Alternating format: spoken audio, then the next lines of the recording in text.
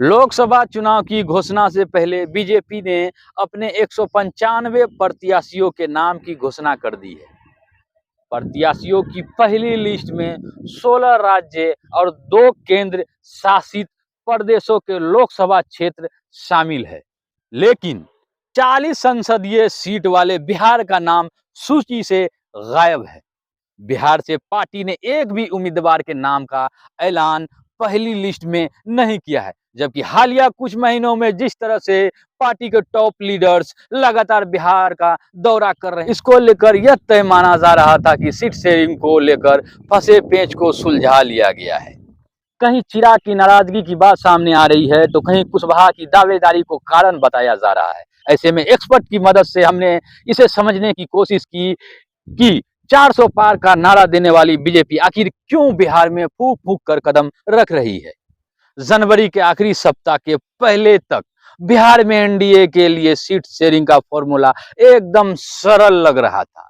सारे समीकरण सेट कर लिए गए थे, लेकिन जैसे ही नीतीश कुमार इंडिया गठबंधन का साथ छोड़ एनडीए के पाली में शामिल हुए, तो सारा समीकरण धरे के धरे रह गए। पॉलिटिकल एक्सपर्ट डीएन दिवाकर कहते हैं कि बिहार की सियासी तस्वीर को दूसरे राज्यों के हालात से नहीं समझा जा सकता है।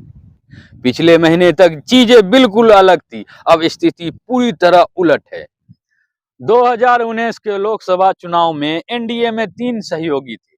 तब बीजेपी और जदयू बराबर बराबर 17 सीटों पर लड़ी थी और 6 सीट चिराग के एलजेपी को दिया गया था। लेकिन इस बार एनडीए में 6 सहयोगी है। उपेंद्र कुशवाहा जहां 2014 की तरह 3 सीटों पर दावेदारी कर रहे हैं, वहीं चिराग और पशुपति पारस अपना अलग अलग दावा पेश कर रहे हैं। वहीं जीतन राम मांझी किसी भी सूरत में गया सीट छोड़ने के लिए तैयार नहीं। बीजेपी भी किसी परिस्थिति में अपनी किसी विनिंग सीट को छोड़ना नहीं चाहेगी। यही कारण है कि नीतीश कुमार के एनडीए में शामिल होने के 1 महीने बाद भी अभी तक सीट शेयरिंग का फॉर्मूला तय नहीं हो पाया है। सूत्रों की माने तो जदयू कोटे की सीटों में 2 से 3 सीटों की कटौती की जा सकती है। वहीं इस बार लोजपा की सीटों को भी कम किया जा सकता है। पशुपति पारस को बीजेपी अपने हिस्से की सीटों से चुनाव लड़वा सकती है। हालांकि कोई भी पार्टी इस पर औपचारिक रूप से कुछ भी बोलने से बच रही। पॉलिटिकल एक्सपर्ट कहते हैं कि नए समीकरण के बाद कई ऐसी सीटें हैं जहां अभी पेंच फंसा हुआ है।